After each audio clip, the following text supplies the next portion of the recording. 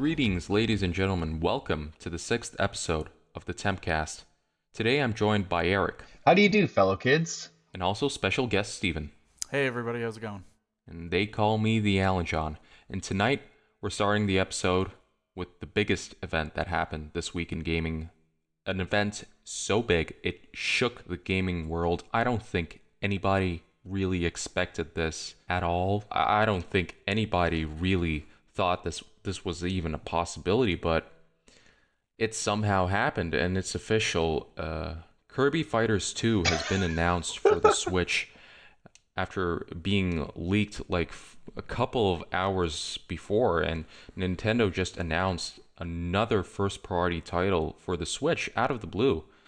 Guys, have you heard of this? Like, what do you think of this?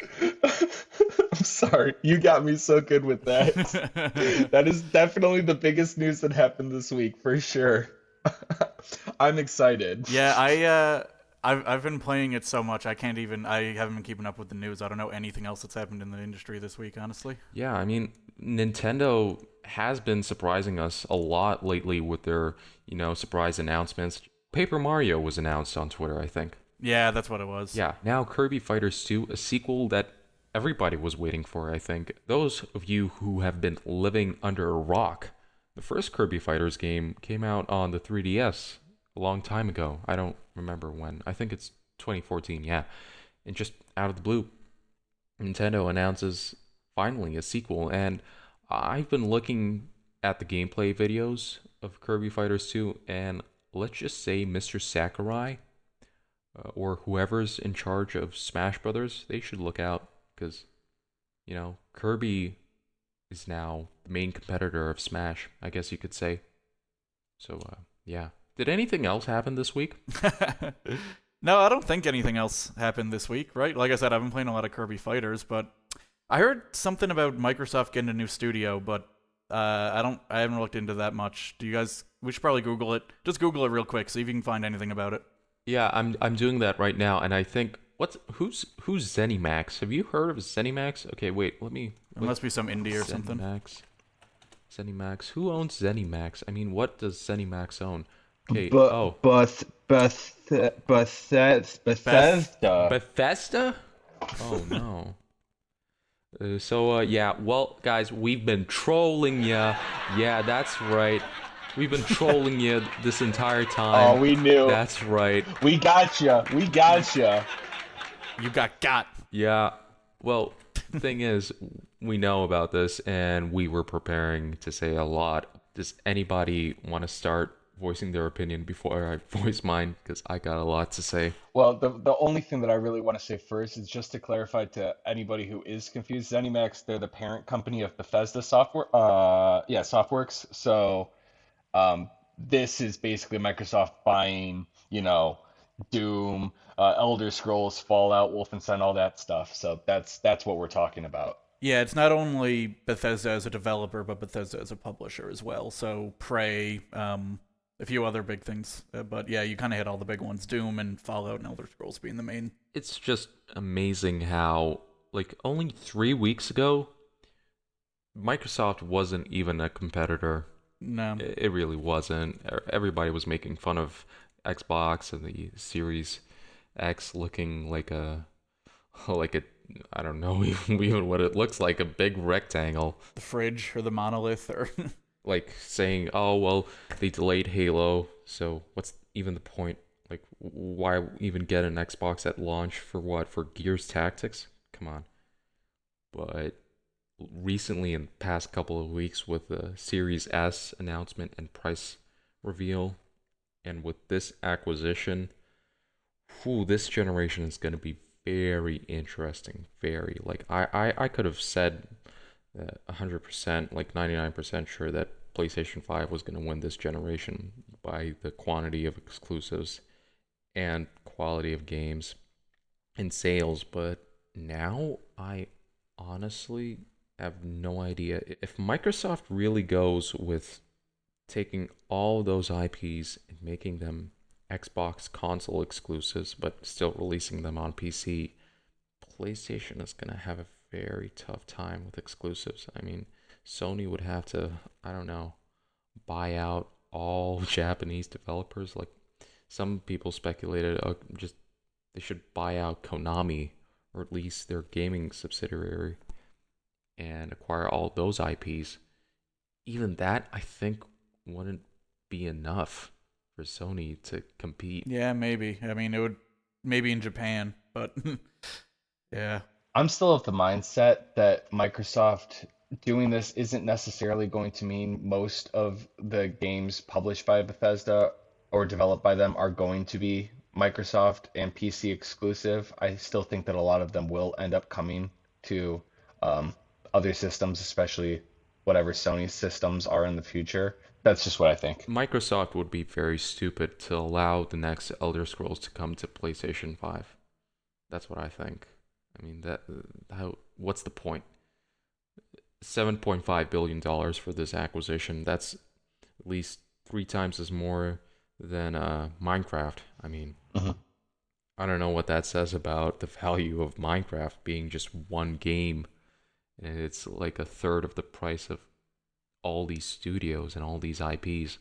Like, we're talking Doom. Do you remember that Bill Gates commercial where he was green screened on Doom? You guys are too young to remember that, I think. Yeah, I haven't seen that.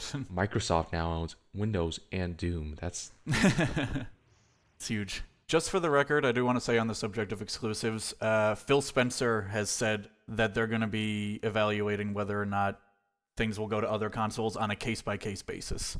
So they're yeah.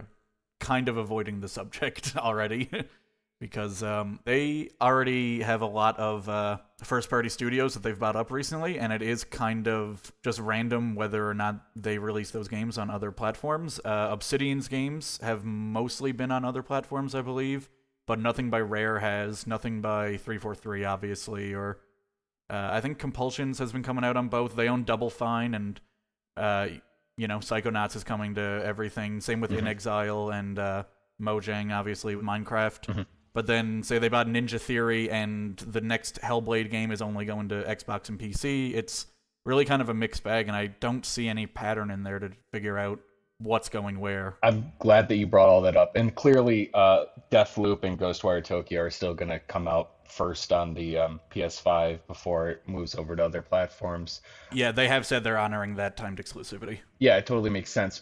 As for not letting Elder Scrolls 6 go on Sony platforms, first of all, that's assuming that Elder Scrolls 6 will ever happen. But I think that they'd be shooting themselves in the foot if they don't do it. I think that they'll lose more money by not letting it go multi-platform than they would by keeping it an exclusive. I don't know. I don't think that it's going to push enough Xbox sales to warrant it. You know what I mean? And plus, lots of people would be mad. Like, just think of the what's the word? Backlash? Backlash. Yeah, that they would get from it. It would be a little intense. Yeah, but everybody's mad at Microsoft anyway, all the time. But then again, I mean, I don't know. They did react to the backlash to the Xbox One announcement, so who knows, maybe. Yeah. I don't know, like maybe Elder Scrolls on its own isn't enough, but Elder Scrolls and Dishonored and Wolfenstein and Doom and Fallout and maybe those are enough altogether. I'm really not sure. It's hard to say. True. But like you said, a lot of the studios that Microsoft has bought up are going to other platforms. It's not like back in the day where, well, I guess Rare didn't do it, but Rare hasn't really come out with anything good recently, have they? What do you mean? Banjo-Kazooie, Nuts and Bolts, that's the game of the year, game of the decade even. That, of course, excluded being the greatest sequel to the greatest sequel of all time. But aside from that, Rare hasn't come out with a lot of good stuff lately. You guys happy to hear about Stonks again? Yes. Oh, I love it. Of course, Microsoft has in the past week gone up it just went down 5.32%. As of today, it went up 2% today of the whole week, 5.29%, which that's not a lot, but I'm only down a little bit now from when I first bought Microsoft. So again, this acquisition I don't think did a whole lot to push their stock price any sort of way, sort of like Nvidia's stock price didn't move after they bought ARM really much at all. Yeah, and plus Microsoft is affected by so much more than just their gaming division. For So sure. yeah. I'm just thinking, so if they made this acquisition and they're not planning on making everything exclusive, the other thing that they might be planning to do is to bolster Game Pass with it. Because a lot of these Bethesda titles are already on Game Pass, but they might start making them release on Game Pass as well, because Microsoft seems to be moving to a subscription model for just about everything. Like, obviously they're pushing it with games, but even, Office went to a subscription model a little while ago, and there's that xCloud Flare something that they've been doing recently. Like, so this could just be a push to improve Game Pass and not necessarily because it doesn't. I don't know that they're still fighting Sony in a conventional way anymore. It seems like they're changing their tactic a lot, and they might just still let Sony have a lot of these exclusives and just make Game Pass better with this. Yeah, in a weird way, it seems like Microsoft, Sony, and Nintendo are all on completely different wavelengths now. You know what I mean? Yeah, Like Nintendo's is more of a play at home, play on the go thing. The PS5 is more of a traditional console, and Xbox, they're going every which way. And I'm not saying it's a bad thing, but they're definitely innovating, if nothing else. yeah, I agree. It's a really interesting. This is going to be a really interesting generation because, like you said, Sony is the only one that feels traditional at this point anymore. Microsoft seems to be pushing their subscription so hard, and Nintendo's always been the outlier. And Microsoft also putting everything on PC has been interesting. I don't even know what to make of that, honestly, but yeah, I'm really interested to see how this. And they've been so competitive with the pricing on their actual hardware and everything. I'm interested to see how this generation shakes out. Here's the thing. This is an Alan John speculation moment right here. When Phil Spencer said that he's gonna, like, not him personally, but games coming to other consoles is gonna be reviewed on a case-by-case basis. I don't think he necessarily meant the PlayStation 5. I think he meant the Switch. Because we know that Microsoft has been, friendly, to say, with Nintendo in the past couple of years. Yep. With allowing, different IPs to show up there. And a lot of people speculated that maybe, who knows, Game Pass might come to the Switch someday. That's what I think. Games like Doom Eternal, they're definitely coming out for the Switch. Ports of other Bethesda games, possibly. And I think that's what he meant. I don't think that the major IPs, like Doom, Elder Scrolls, Fallout, are going to come out for the PlayStation. I think that's done. I don't think we're going to see Starfield on the PlayStation 5, because what's the point? It doesn't make sense. Having like a 1-year console exclusivity for those games, maybe. But when we're talking about like smaller games, like, sorry for all Dishonored fans, but I don't put Dishonored in the same category as Elder Scrolls. No. But something like that, maybe even Wolfenstein, because that hasn't been selling that well, to be honest, especially after Youngblood. What a piece of shit game that was. So those games, they would probably appear on the PlayStation 5 and probably the Switch. I don't know. So yeah, that's what I think is going to be happening.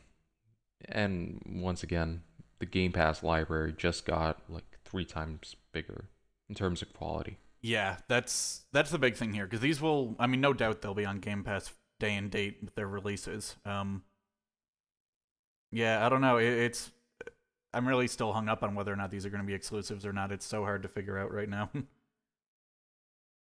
mean, obviously they won't say like, okay, that's it. If you want to play Elder Scrolls, you gotta buy an Xbox. It's all gonna be gradual. Yeah. Next Elder Scrolls is like 2 years out at least. At minimum. It's probably still in development. Hopefully Microsoft forces Bethesda to change game engines, because if that runs on the same engine as Skyrim, I don't know. I'd be disappointed. I feel like it probably will. Yeah. I don't know. We'll see. It's probably too deep into development to do something that drastic, right?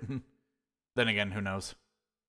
Given how little we've heard about that game, it might not have even been really started yet. Who knows? It wouldn't be the first time that a video game is being made for one console and then completely thrown away and made for a different one with a whole different everything.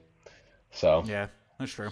Kingdom Hearts Reacts only. Do you think this news that Microsoft bought Zenimax got that far into the mainstream? Because from what we've seen of the Xbox pre-orders, it seems a lot of people want Xboxes, or is it Xbox? How do you say Xbox plural? Xboxes. Is that how you say it? I would say Xboxes, yeah. I think so. I would say Xboxin, like oxen. So That works. yeah. So yeah, almost instantly on every single retail website like Target, Best Buy, whatever, all Xboxes sold out instantly when the pre-orders went up. And not just Xbox, but PlayStation 5. But I honestly did not expect Xbox to do so. I'd imagine a lot of more people wanted the PlayStation 5. But yeah, have you guys already got your Xbox pre-order yet? I do not because I have a PC. I haven't decided if I'm going to get either of them on launch day. I did think about just pre-ordering just in case I wanted it, and then I could always cancel it, but it was impossible to find um, a, a way to pre-order either of them, actually. I put more effort into trying to pre-order the PS5, but it's just everywhere I went, it was out, out, out. People post on like Facebook, they're like, "Oh my God, PlayStation 5, you can click this link," and it's like, "Up, already gone." Amazon, no. Walmart, no. Target, no. GameStop, no. Not you couldn't find it anywhere. I think some of that is fake demand, like fake supply, uh, whatever, economics, microeconomics problem, but they're faking it. I think that there will be enough of both systems to satisfy demand, but they're trying to make it seem like there's not, to really encourage people to pre-order. I think that the people who are pre-ordering a ton of them, and I've probably mentioned this before, and then flipping them for stupid high profits, I think that they suck, and I think that the people who are falling for it and paying extra are idiots because they're not going to have to. Yep. They're going to be able to get these consoles relatively quickly, if not on release day, without paying twice the price from some scalper. So, but yeah, it's kind of a disaster. That said, didn't this happen with, when hasn't this happened? Didn't the Switch have a lot of, it was impossible to pre-order that? Oh yeah. Wasn't it really hard to pre-order the PS4? Um, Yep. yeah, so it's like I'm not surprised. They'll have more in stock when it's convenient for them. Imagine how bad of a console launch it would have been if the pre-orders didn't like run out. We still have them. You could still pre-order. It's still up. Please. Yeah, because anytime that a system is hard to find, it happens organically. Like the Wii exploded because of the casual market, and that was hard to find. Switches have been hard to find recently because a lot of people got them at the beginning of quarantine. It's never. I would be surprised if the series, if either the Xbox or the PlayStation are hard to find come November. Oh, sorry, I was gonna say I think it's interesting that by most accounts the disc versions of both consoles have been selling more. Yeah. I'm not 100% sure about the Series X, but I know on Amazon it was higher in like the top sellers chart than the Series S, and if both sold out, then presumably they allocated more of the Series X. And I was speaking to a guy at one of my local game stores today, because the second round of PS5 pre-orders happened today, and are also already sold out. They sold out within about 30 minutes, I think. And he said they got almost no allocation for the digital PS5, so they got a ton for the disc version and almost nothing for the digital, and still found they had to turn very few people away that were looking for the digital one. So I find that really interesting that this is the first time they're pushing digital gaming really hard, and it seems like the demand isn't really there from most people yet. Yeah, I know that I've been talking to people. It's funny because they think that when I talk about it that I'm like arguing, but I'm not. I just think that for a lot of people, the physical version, the disc version, the one that's an extra $100 for the PS5, is in the long run for a lot of people a better value because of the used game market. Yeah. I'm not I'm not saying that that's true for everybody because some people will go all digital, and there are very good digital sales. But for a lot of people who are just trying to get the cheapest game, I think in the long run, the extra $100 that you're paying right now will save you money in the long run. Especially if you're not interested in collecting games, you can trade them back in or swap them with friends or just borrow a friend's copy or whatever. Exactly. So, I was going to say also the Series X, something that's really interesting as a problem with digital gaming right now. The Series X's expandable storage is proprietary. It just got announced today that that's going to cost $220 for a 1 terabyte memory card, essentially, which is nearly the cost of a Series S. It's about $80 short of it. Yeah, that's a little ridiculous. You would have thought that these companies would have learned by now with the whole PlayStation The Vita. Vita memory cards. Yeah, that was ridiculous. The best hack that there was for the Vita was to be able to use a regular SD card, and Absolutely. yeah, because that's the one that is probably the most ethically okay, in my opinion, to deal with. It's interesting that you Yeah. brought up the PlayStation Vita because what PlayStation and Xbox are doing with their memory, it's actually the complete opposite. Because on PlayStation 5, you could use any NVMe drive that fits to the specific standards that Sony has given to us. So it's only high-end Samsung models right Really? now. Yeah, you could buy like a Samsung NVMe with a high recording speed or read speed. I don't know what parameters they set, but you could use those with your PlayStation 5 and get those fast loading times. With Xbox, it's only their proprietary connectors because they changed the form factor and it's like an external thing. You just plug it into the back. Oh, sorry. I was gonna say, yeah, it does. It looks like a memory card, basically. I'm looking at the picture over here. It looks like the old 360 memory cards. And it's interesting because Sony were the one who were saying, hey, we got this SSD technology. Dude, guys, look at these loading times. Wow, it's fast. You don't even need a loading screen. Look at this. Bam, it's already there. Look, Ratchet and Clank. Look at this. Look, Spider-Man, there's no subway. Why would you need a subway? Anyways, but Microsoft was like, yeah, we got an SSD. Yeah, it's fast. They're the ones who are using proprietary technology, so That is interesting, and it makes me think that their proprietary technology doesn't give them much to brag about because, yeah, I would be curious to know the specifics of what's going on with their SSD now. That is interesting too. I didn't realize that Sony you could just use anything because it's not anything. not anything, but Yeah. you can use third-party ones, right? You don't have to buy Yeah. them straight from Sony, and Yeah, that's what I appreciate. yeah, and that's interesting because there's been a lot of bad messaging and like I don't know. I guess I'd hesitate to say anti-consumer, but there's been a lot of weird stuff with the PS5 so far, and that's a surprising move that I'm surprised isn't getting more press. That Sony isn't trying to push harder. I mean, it's relatively small, but I don't know. I am a little surprised to hear that, and especially considering how good Microsoft has been with everything else. I'm surprised that they're the ones give with the proprietary storage that is just restrictively expensive. How much storage do they offer for $220? How much is that? 1 terabyte.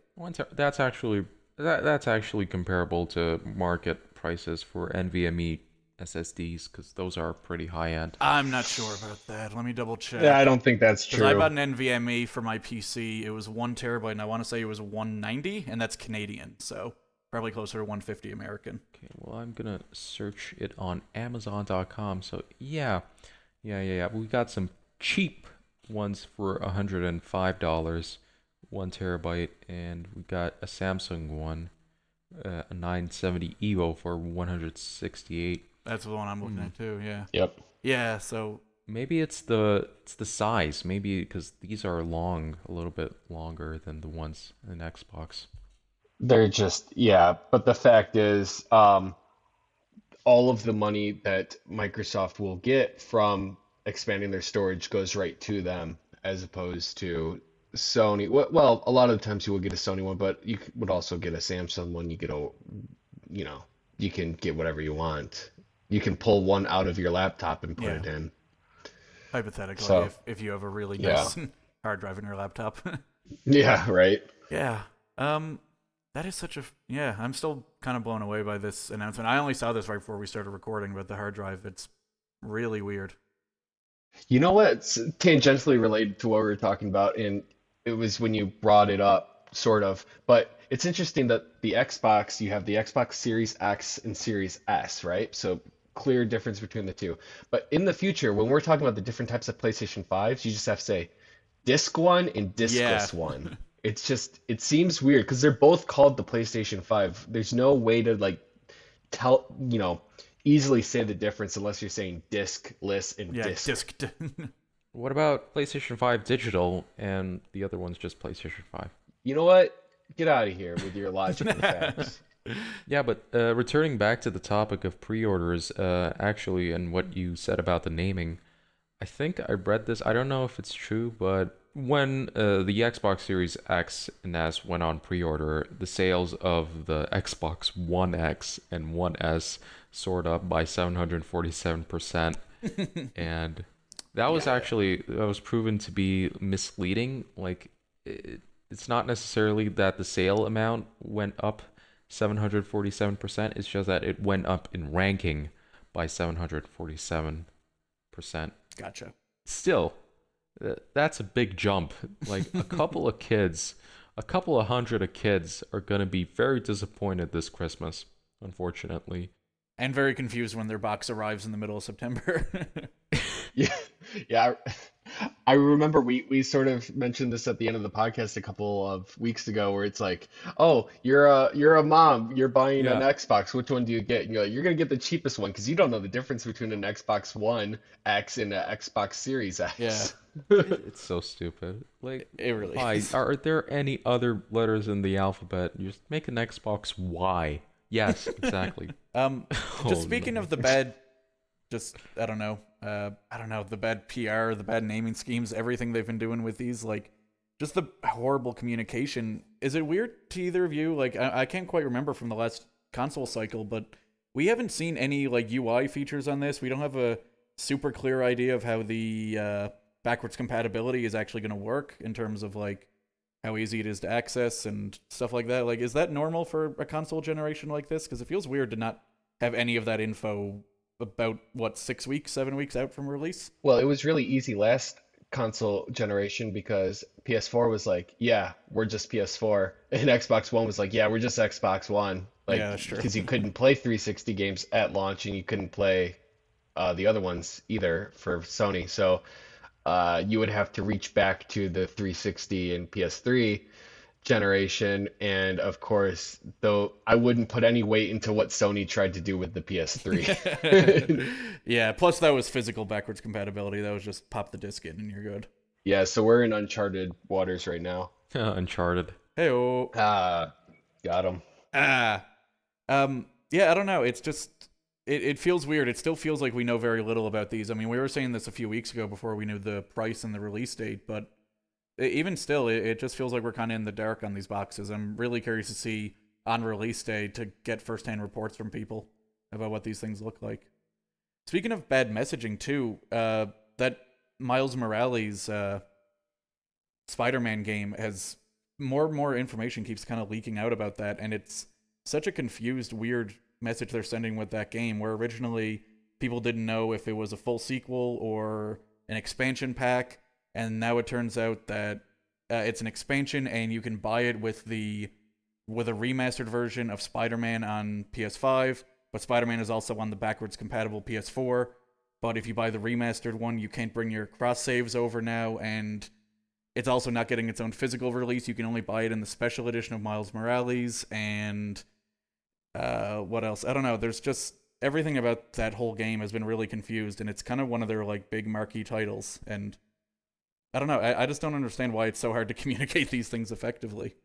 Huh, so I have a question because I didn't even think about that. Wouldn't it be better to just get the PlayStation 4 version of it, which will then work on the PS5 as well, instead of just getting the PS5 version, which presumably you wouldn't be able to play on the PS4? Yeah, you wouldn't be able to play that on the PS4, and if you started the game on PS4 and wanted to jump into it again on the PS5 to get collectibles or do side missions, because this is a massive open world game, Yeah. or actually when you finish it, you unlock a hard mode, so again, that would be a great opportunity to run through it, especially if you bought the remaster and could bring your save over from PS4.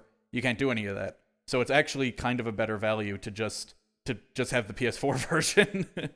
which Yeah, that's whack. Yeah, but the PS4 version isn't enhanced. It's just the PS4 version No, upscaled. but is it? but this game came out 2 years ago. It's upscaled. You still get the faster loading times. I mean, I'm sure the PS5 version is nicer, but it can't be that much of a difference, So really. you're saying there's an actual technical difference if you're playing it on the PS5, if you buy it for the PS4, or if you buy it for the PS5, there's a difference between the games? I don't know.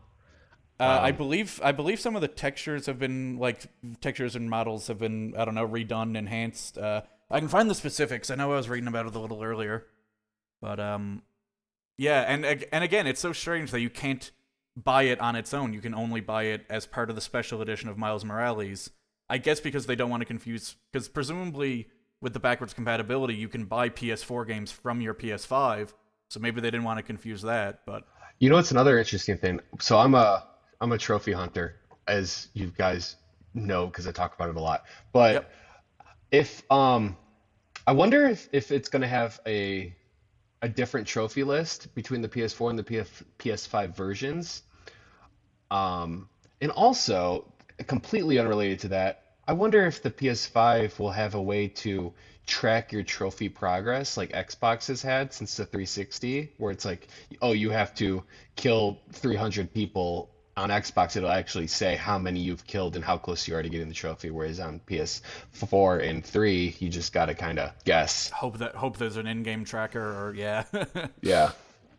So th those are two unrelated things. Yeah, but again, it's things that we should know at this point, don't you think? Like either Hmm. they're just really bad at putting information out there, or it's stuff they don't want to tell us.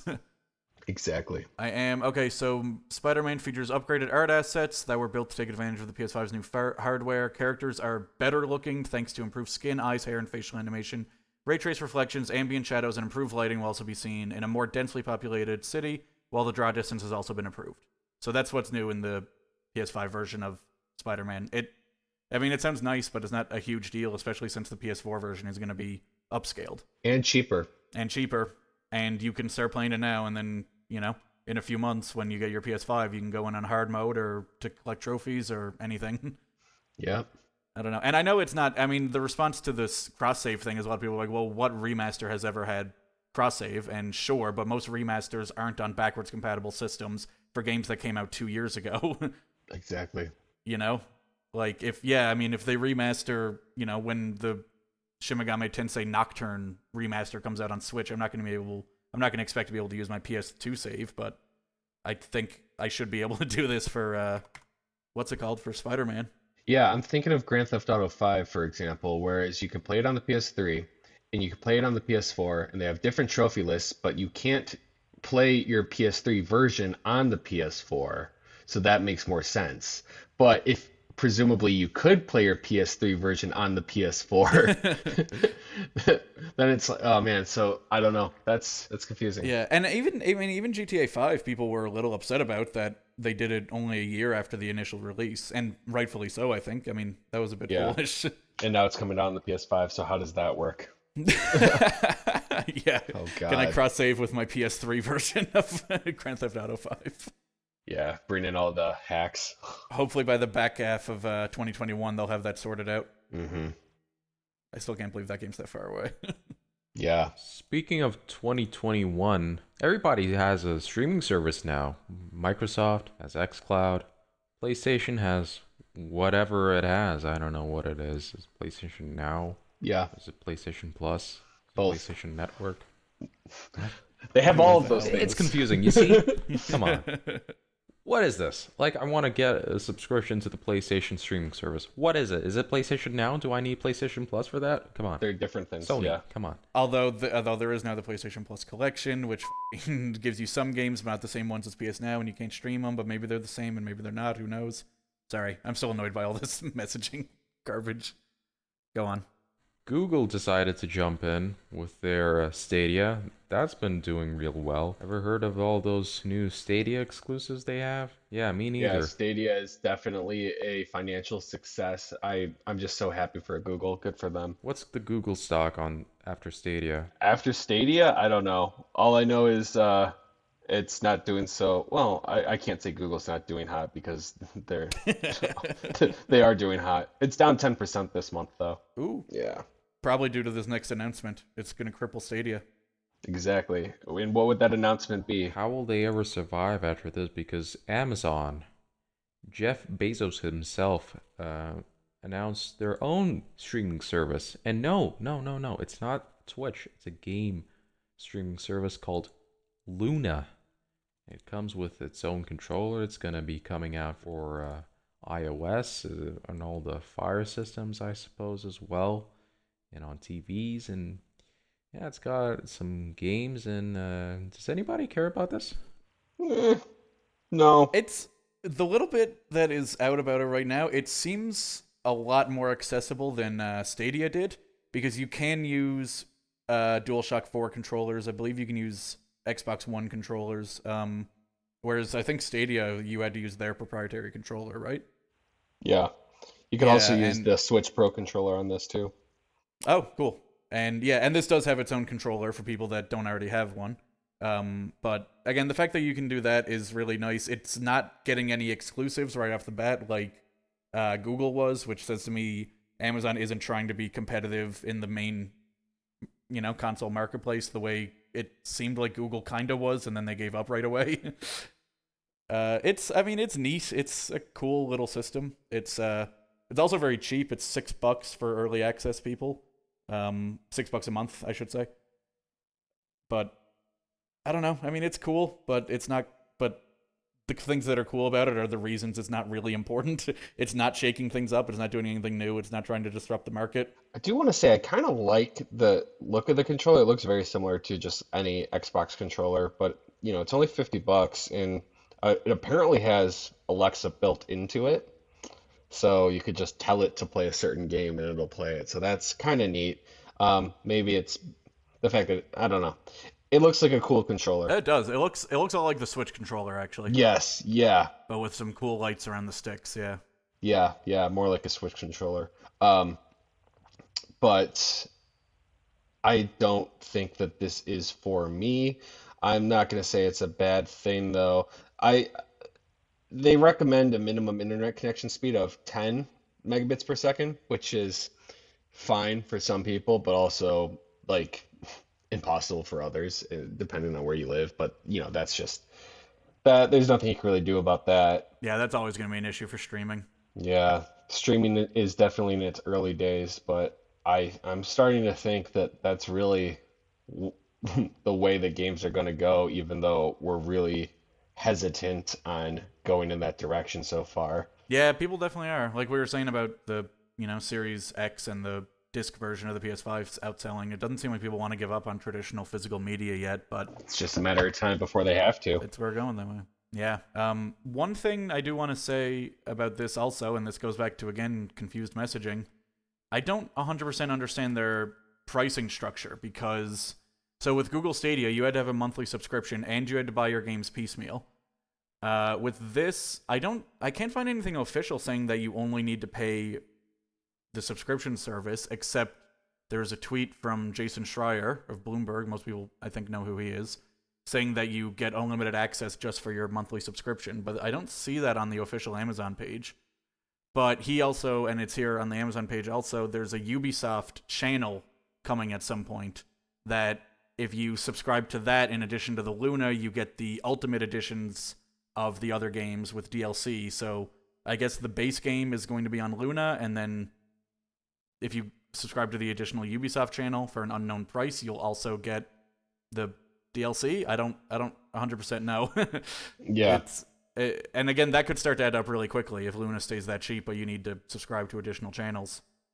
And it could, and the fact that that channel would have like Assassin's Creed, like the newest one, Valhalla, right? It's like, are we expected that we're going to be able to play that game super cheap like that, just paying two presumably cheap services to get that game? I don't know. No idea.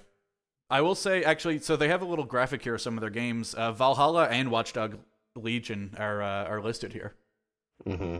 So presumably these will be coming right to Luna, which is actually kind of surprising. And I wonder Yeah. what that spells for Game Pass. Anyway, go on. You were going to say something. No, that's what's making me think that you're going to, on top of having the service, have to pay at least something for the games. It's like Amazon Prime or Prime Video, where you pay for Prime, but then you get a lot of games for free, but then some of that movies for free, um, and then others you have to pay for. So if they're just going the normal Amazon subscription route, I'm thinking you'll get some of them for free. I say free, I'm gonna get yelled at because you're technically paying for the service. You know what I mean? You're an Um, Amazon shill. you get some of them included in your subscription cost, and then others cost extra. Okay, are you happy, guys? So that's what I'm thinking is gonna happen. But who am I? I don't know anything. I'm just some dude. Absolutely, you are some dude. No, I'm just kidding. Anyways, here's the thing. What I don't understand, why Luna? Why is it called Luna? Amazon has access to, arguably speaking, the biggest game streaming, like not streaming, the games themselves, but streaming people playing these games. It has the biggest streaming platform currently, Twitch. Why not use that brand and integrate it somehow? Like, I don't know, Twitch gaming? No, no. Twitch games. Twitch games. Yeah, that's a better name than Luna. Luna, it makes me think, like, when I heard Amazon Luna got announced, I honestly thought it was like some kind of sleep tracking thing or whatever. Yeah. Doesn't make sense. Doesn't have anything to do with gaming. There is Twitch integration, I think is worth mentioning, but all it says is you can watch a stream and go right from the stream to playing the game on your Luna if it looks interesting, I guess. But Well, I that's mean, what Stadia does. Well, it promised it has to do. I understand what you're saying about just using a different name that they've already used, but their logic is probably that they want to have people in their brains associate Twitch with streaming, associate Amazon with buying goods, and associate Luna with playing streaming games. Just like the Stadia, for all that it's worth, Google just didn't call it Google Games, they wanted to give it its own thing so when you think of Google, the first thing you think about is not the Stadia, but when you think of Stadia, the first thing you think about is, well, the disaster that it was. But the intent was for you to think about the greatest thing to ever happen to gaming. So that's probably why they went with Luna. And Luna's not. Oh, and then Alexa. You want to think of Alexa, and I'm sorry if I'm triggering people's Alexas out there, just by saying it over and over again. Alexa, play Despacito. So the thing about that is, I guess you do associate Alexa with Amazon, but in a different way because you think of that as, the greatest thing that's ever happened, as opposed to just shopping on Amazon. But don't worry, it's all going to Jeff's divorce, so we're all good. Oh, how about the Amazon stock? Sorry, Amazon stock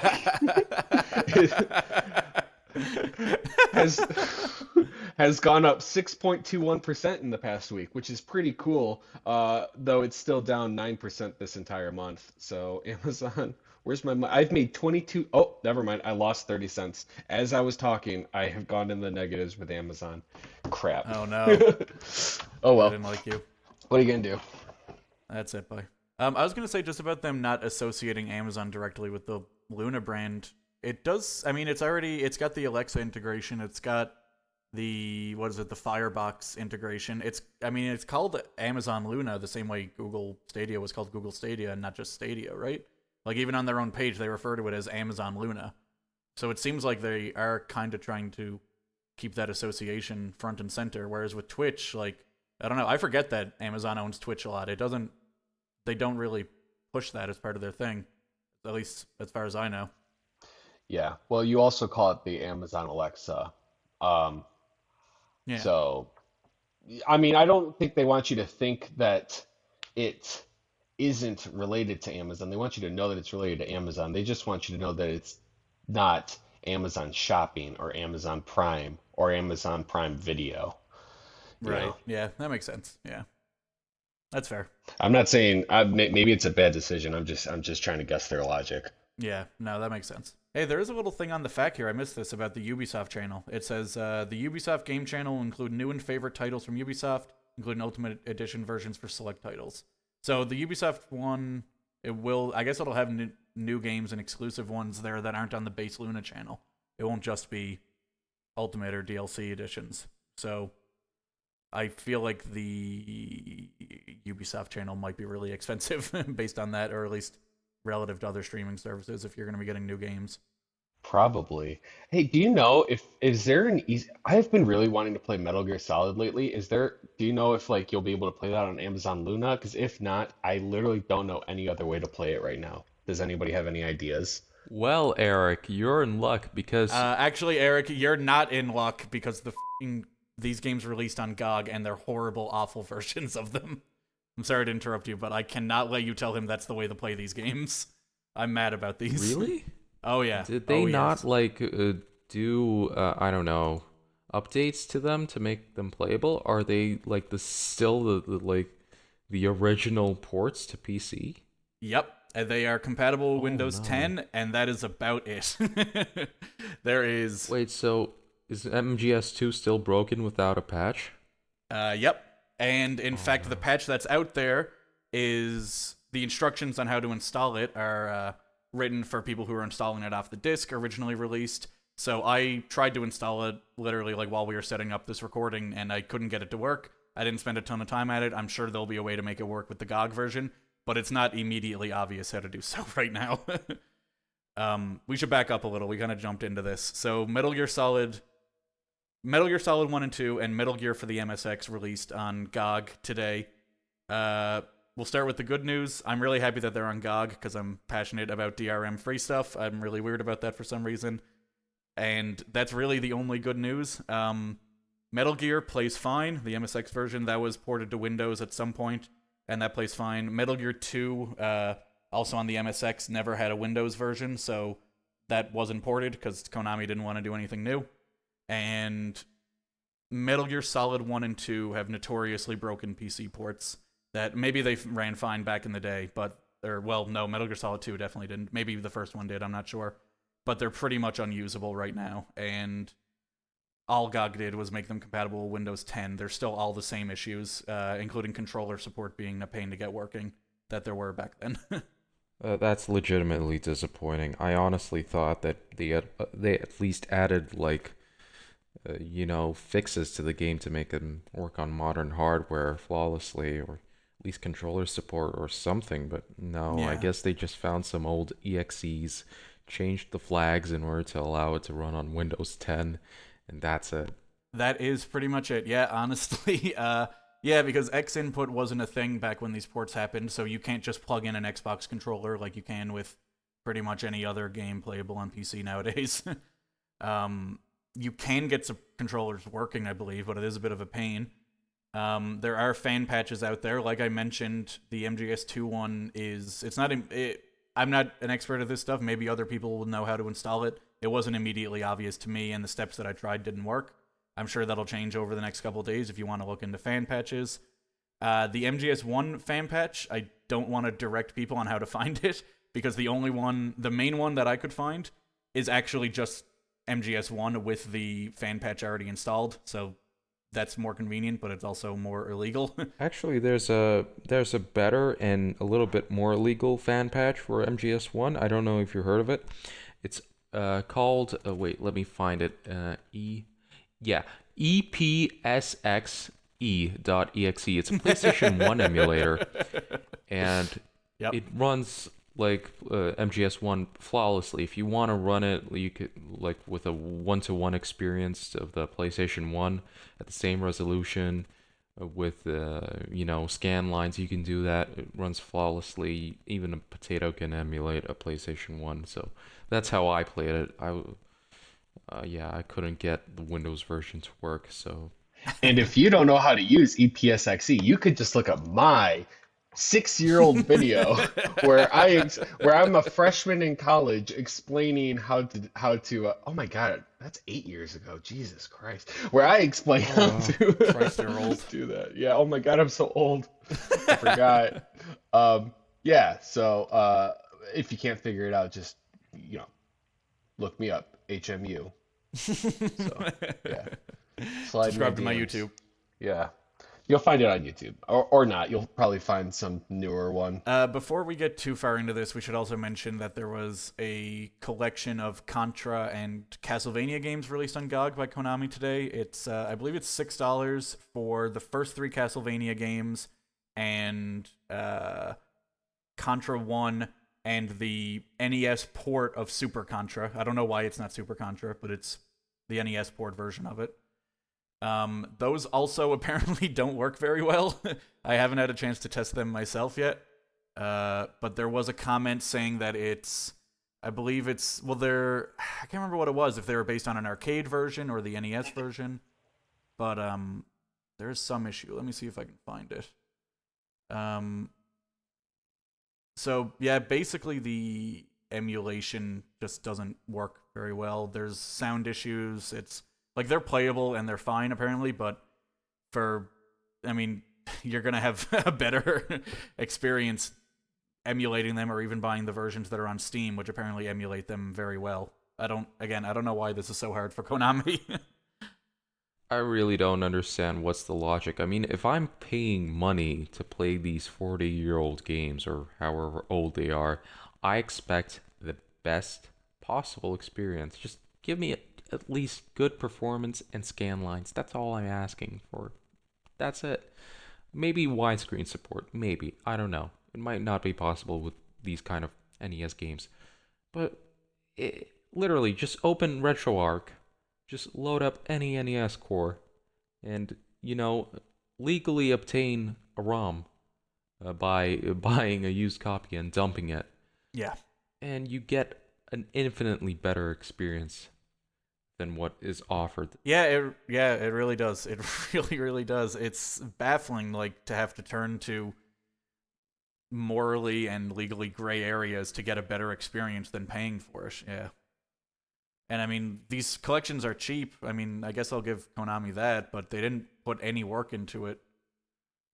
In fact, I doubt they even did the work to get MGS 1 and 2 running on Windows 10. I feel like GOG normally handles that kind of thing because they've done that for other old games like Blade Runner. I know they took a lot of credit for reviving that. So I really feel like Konami did literally nothing with these games. Controversial opinion, what you said about the price. If this was Nintendo, it would be probably priced at $60, and fans would be arguing that it's actually a good deal if you divide the number of games by the price. It's like $5 per game, so it's actually a really good deal. It's a steal practically, and it would be limited for 2 months. Yeah. It's so funny because that's this kind of logic that I used when I got a Wii U. Where I was like, this is a good deal, okay? Listen, you're getting this whole collection, you get all this. And it's like, and then I bought a PlayStation 4, and I'm like, okay, Wii U, you're gonna go into the closet forever. Yep. That's crazy. Yeah. I didn't use my Wii U much until I homebrewed it and could play legally obtained ROMs on it. Good for you. Yeah, that's how I do it, son. I did buy this collection and then pretty much immediately deleted it off my computer because I already have these ROMs and emulators. Did you refund it? I did not, no. Okay. Konami can have my $6. That's fine. You're the problem. I'm not too... See, that's the thing. See, when Konami comes out and they do something with these old IPs, people get very excited about it. I was excited about it. That was my initial reaction, was like, this is great. I'm glad to see Konami do something in the mainstream gaming place again with these massive IPs they have. And it puts people in a weird position where they want to support new stuff no matter how bad it is because they think it'll lead to more MGS re-releases or a new Castlevania or something. And I understand the logic to it, and I'm guilty of it myself, but it's such a weird, horrible thing where now these companies know they can hold the idea of more products using this IP ransom behind awful re-releases and ports and stuff. I find it funny that at 9 o'clock today on the thread on the news post on GBA Temp, Steven first post says, "Yep, exactly." This was I told earlier you, today. I'm guilty of it myself. This is awesome. Hold on. I just want to say this was less than 5 minutes after. I think Alan John, you sent me the news post. I was very excited. I didn't read into anything. It was pure fucking emotion and nothing else. There was no thought or logic here. Anyway, go ahead, read it. This is awesome to see Konami utilizing the MGS IP for something. I'm so happy it's GOG too. The more DRM free shit, the better.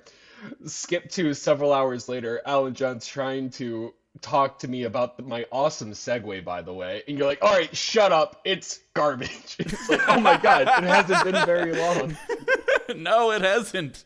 That's what Konami did to me. I was so happy this morning. I was actually ecstatic when I saw that. And then I calmed down and I actually looked at what they were offering, and I'm really upset right now. I'm really upset. I might buy it just to play Metal Gear 1 because I've never played that game, really. I don't know. It was too complicated to me to understand. Okay, do I get an MSX emulator? How do I do this? What's an MSX?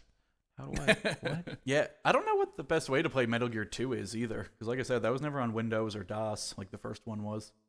I don't know. Oh, no, I was just going to say, I've heard Metal Gear, the original, is very worth playing, though. So I might screw around with that. That's good news at the very least.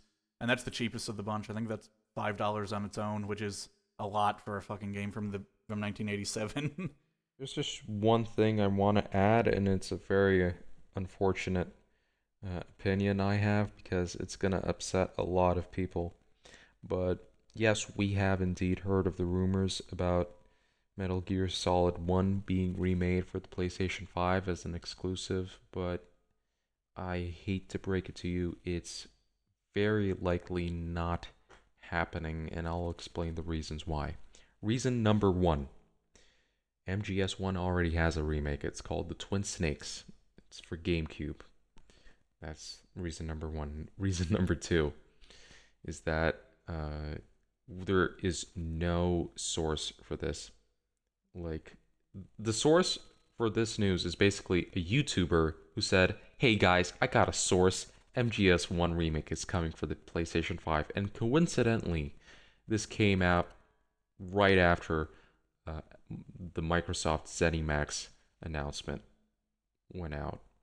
So I feel like some very, very, very salty PlayStation fanboy heard this news and was like, well, we got Metal Gear Solid 1, all right? It's a remake. It's going to be like a Demon Souls remake. It's going to be a PlayStation 5 exclusives. Yeah.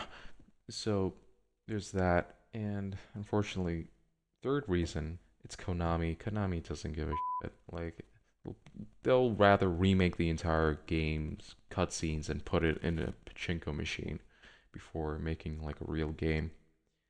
And also, the fourth reason, why remake Metal Gear Solid? Why not remake Metal Gear 1? Like, it's got some of the most important story key points in the entire series, Metal Gear 1 and 2. And they're only available on the MSX and on PlayStation 2. If you complete Snake Eater, you get to unlock those games. So, yeah, there's that. Very unfortunate. I'd like it to happen. I'd like a new Metal Gear game. Any Metal Gear game. Other than Metal Gear Survive 2. Please, no. I might have jinxed everything. So, I heard those rumors about the PS5 remake. They propped up, because this PC collection has been rumored for a little while, a few days. And they kind of cropped up around the same time as that PS5 remake rumor. Did they come from the same person, or were they separate sources? Okay. I wasn't sure about that. The collection actually came out from a Taiwan ratings board, and right. if something appears on a Taiwan ratings board, it's practically confirmed. But this is just some guy on YouTube heard of some other guy saying this, so I doubt it. I very doubt it. Yeah, as nice as it would be, probably right. You know, if in 3 episodes, I turn out to be a doofus saying this, I'd be so happy. I'd be so happy to be proven wrong, but probably not. We'll see. I gotta be honest, I think a lot of the Metal Gear games could use remakes. The control schemes on those games are still a little awkward. I haven't played Metal Gear 1 and 2, but I know Metal Gear Solid 1, 2, and 3. I don't know. I find them a little strange to go back to nowadays, especially the first one. So I would be up for remakes on almost any of them. And at least a port of 4, so it's not trapped on the PS3 forever. Oh, definitely. That needs to happen. Please, Konami, I know you're listening to this podcast. Listen, please. MGS4, I need that. I don't know what it's about. I haven't played it, but I need to. Come on. I was gonna say if they ported that, I wouldn't need the PS3 emulator on my computer anymore. Like that's literally the only PS3 game that matters at this point. Yeah. And here's the thing. The very unfortunate thing. I think Konami scrapped the Fox engine completely. Oh, really? I think, yeah, they gave up on that after Survive. I think they laid off the team that made it. So, yeah, development on that engine, especially with the next generation, I doubt it's been ported to next gen. Very unfortunate. That engine is really a masterpiece. Metal Gear Solid 5 ran so good on my PC, like flawlessly, with no frame drops, with everything exploding at the same time, not a single frame drop in a huge open world, and it looked beautiful. I haven't gotten around to MGS5 yet. That's What? disappointing to hear about the Fox engine. Nah, no. I was playing How? through the Metal Gear games with my brother, and he very inconsiderately decided to have a few kids. So my playthrough of that series is probably on hold for like 10 to 15 years. Aw. Yeah, that's sad. it. I played 1, 2, 3, and half of Peace Walker when my niece was born. So I'm just waiting now. Hopefully by then there will be remakes and a port of MGS4. That's the real reason I'm waiting. I'm waiting for Konami or somebody to figure out what to do with this IP. It's sad.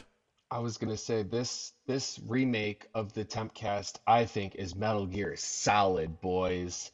That's there we go. Ooh, We got nice. Big Boss Alan John over here. Damn. We got Solid Steven over here. We got who am I? Revolver Eric. Yeah, I was gonna say Skullxander, but I'm okay with that. So that's it. We did it, Reddit. Like, comment, subscribe, follow us, douche that, and we love you, and bye. Douche that. Ew, Jesus. Don't tell, that's really inappropriately intimate with our listeners. We're only like 6 episodes into this yet. You can't be telling them to douche. Slide into the DMs. Deuces. Slide into the douche zone.